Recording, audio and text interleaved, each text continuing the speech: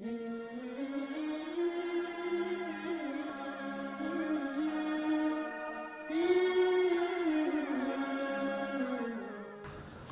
ابو ہریرہ رضی اللہ تعالیٰ عنہ روایت کرتے ہیں کہ جناب نبی کریم صلی اللہ علیہ وسلم نے ارشاد فرمایا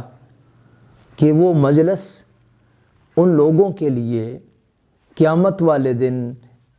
حسرت کا، وبال کا، نقصان کا اور گھاٹے کا باعث ہوگی، جس مجلس میں اللہ کا ذکر نہ ہو اور جس مجلس میں نبی پاک صلی اللہ علیہ وسلم پر درود و سلام نہ پڑھا جائے۔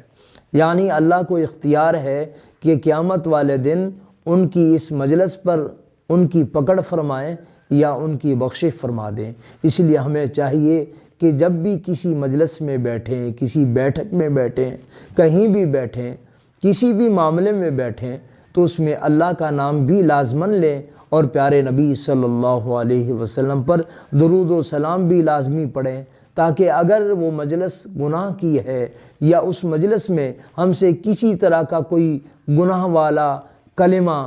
گناہ والی کوئی بات ہماری زبانوں سے نکلی ہے، اللہ اس پر معافی عطا فرمائے اور اللہ کا ذکر اور اللہ کے نبی صلی اللہ علیہ وسلم پر درود و سلام پڑھنے کی برکت سے اللہ تعالیٰ اس محفل کو بابرکت بنا دیں اور ہمارے لیے نجات اور بخشش کا ذریعہ بنا دیں۔